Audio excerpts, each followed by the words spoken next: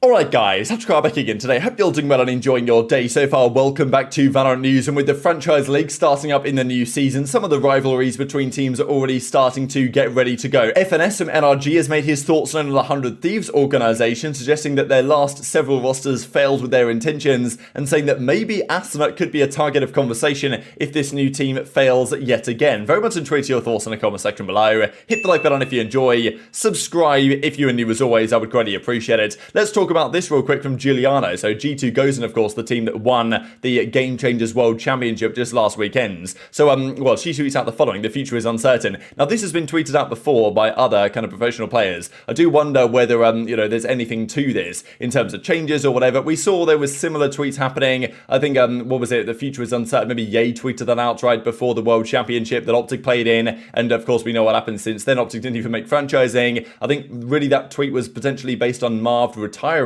because, well, not retiring necessarily, but stepping away from a year, taking a sabbatical, because I think at the time, OpTic didn't really know that they hadn't made it, or maybe they did, I don't know. But still, that was a tweet that was made at the time. And then even this tweet comes out from Mimi, basically saying, time to take my first class in Spanish. So, don't know what's happening there. Maybe there's some sort of thing going on, because obviously she tweets this out in Spanish, and then we've also got this one from Giuliano, also tweeted in Spanish: the future is uncertain. So, don't know if they're just completely baiting, but yeah, I guess stay tuned, because they're the world champions, obviously for a very good reason, but maybe something is happening over there as well. Let's talk about that tourney then that was concluding last night. Na'Vi take the victory in the grand finals up against Parla, a Turkish team. They played a lot of maps in one day, 8 maps in one day, but I'm glad we pulled through. A lot of whimsy, but that fills me with joy. Na'Vi Nation. So yeah, Na'Vi off to a good start. Obviously, not the most incredible, clean tournament run in the world, but this should be one of the best teams in the world, so you would expect them already to start pulling through, especially with the chemistry they already have with Doom Bros, but also the rest of their starting team.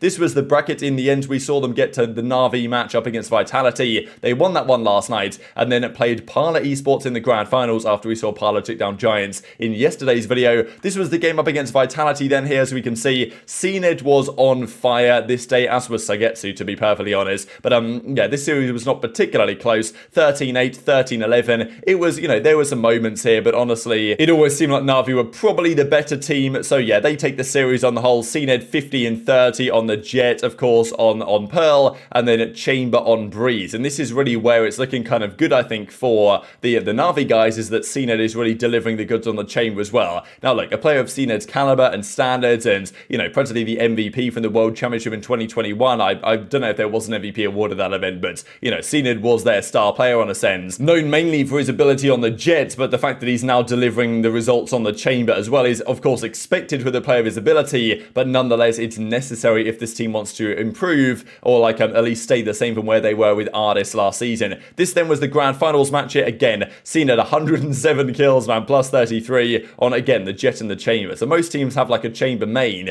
but cNed will go between a couple of different options depending on what is viable on the map. So whenever he's not using Chamber, he's on the Jet. It makes sense because he's disgusting on the Jet, and whenever she is viable, he'll be using the Jet, but also can use the Chamber as well. Haven was 13-6 in favour of Parla, then 13-7 for Na'Vi on the second map, then Ascent goes their way 13-2, Icebox Parla won 13-11, and then Breeze 13-7 in the end, with, again, cNed delivering the goods here. So yeah, they definitely did a good job bringing cNed into the roster. Deciding series, they get a, crazy win rate actually on their offensive half, and that was pretty much enough to seal the deal over Parla. So honestly, fair play to this Parla team though, because they really deliver the goods here, right, as a Turkish roster with not too many big name players. To go game 5 up against this Na'Vi team is impressive stuff. But nonetheless, Na'Vi come into this tournament, just, a fun tournament really to get some good practice early on, and with their experience as a roster under FPX, now with cNed instead of Ardis, you'd expect them to be very good, but already you're seeing some numbers here and some similar stories that, are probably going to be replicated this season. So they should theoretically be an S-tier team, global, worldwide,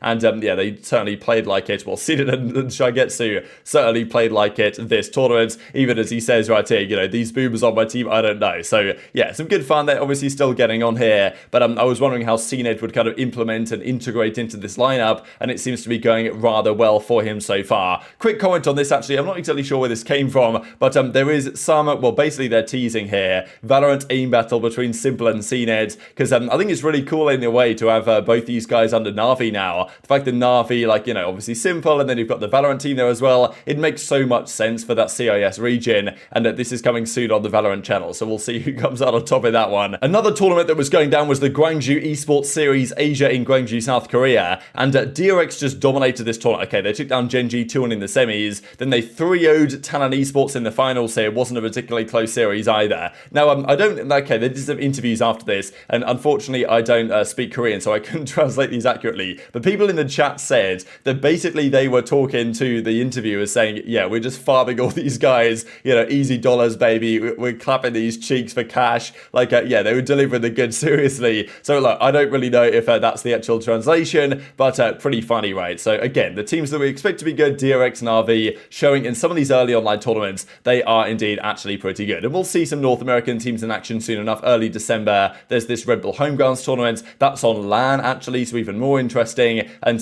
yeah, that's going to be in Manchester, of course, and 100 Thieves and other teams are attending that one as well. Let's talk about this whole 100 Thieves situation then, because this roster, I thought, look, their last iteration wasn't a failure of a roster. They made it to the World Championship, they won the LCQ in very impressive fashion, but the last couple of years for 100 Thieves has not been great. Since they won First Strike with a team with Steel and Hiko, things have changed dramatically since then, and plenty of their rosters didn't go to plan until maybe some other more recent iterations where they started to find some more success again. The whole Eccles and babybay thing just went absolutely terribly wrong, and then they completely restructured, brought in shahZaM, brought in DDK, and then actually started to make some decisions and start moving in the right direction, making the bang addition.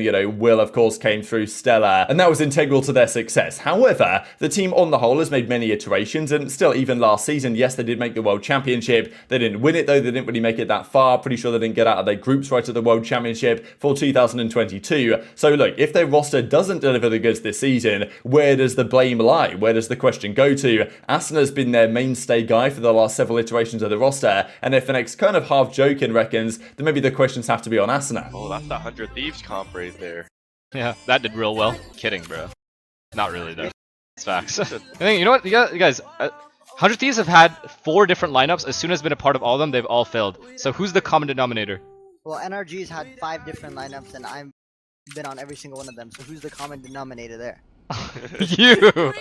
So I do think FNS is joking around to some degree. Like, obviously, if you look at some of the previous iterations, there were other reasons why those teams didn't work out, but at the same time, Asuna has been here as the staple mainstay for plenty of time. Now, if you look at their ranks, honestly, over the last few months, really, to go from where they were as, way down the rankings, like 12th in the rankings at the Stage 2 qualifiers, to make that roster to get up to 4th and into 2nd in North America, technically, as it presently stands, that was very impressive. But if you look at those results, right, over the last couple of, well, even years, really, like, it hasn't been so good. You go back to like page 2 or whatever with some of their previous iterations. Stage 3 last season, it was obviously not where they wanted to be. So what do you guys think about the future of this 100T roster, right? It's an interesting one for sure. I just do wonder, like, I think FNS is joking around here about the Asuna thing. I don't think like 100Ts are ever going to really drop Asuna, and I think for good reason. But at the same time, if the team doesn't really deliver the results, then what is the change that you make? Because they've obviously developed this team in such a way to be a team for the future. They kind of had that before already. The Bang addition, I think, is great. Asuna has already said that, like, he's not going anywhere without Bang. Like, those guys are the duo. They're going to stay together for a long time to come.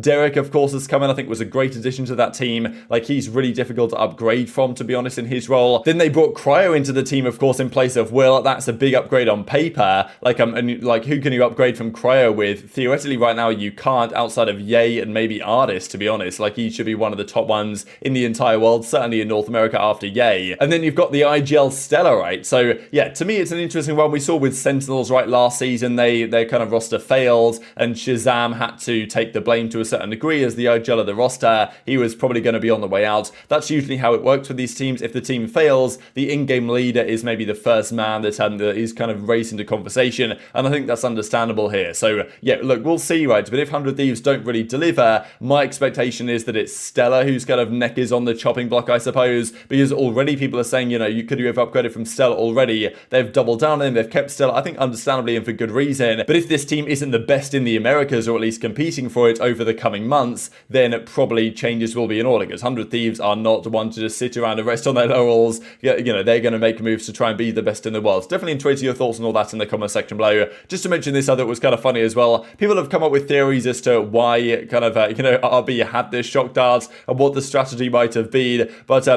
mean, yeah, it was such a nice looking lineup, and then, yeah, it didn't really go too well for him That was in the grand finals, of course, when Dirix ended up taking down Talon without too much difficulty. And just to close out the video here from Willminder, we've seen over the last couple of days the tournament that he's running between all of the best teams ever, and OpTic are currently taking down PaperX quite handsomely from Masters 1 versus Master 2 PaperX, and that will probably leave the finals being the champions winning 2022 Loud roster and the Masters 1 winning OpTic roster for the battle for the best all-time VCT team, which is quite fitting really to have Loud versus OpTic if you think about it going into the franchise world. But very much enjoy your thoughts in the comment section below. Hit the like button if you enjoyed, subscribe if you're new, take care, and I'll see you next time.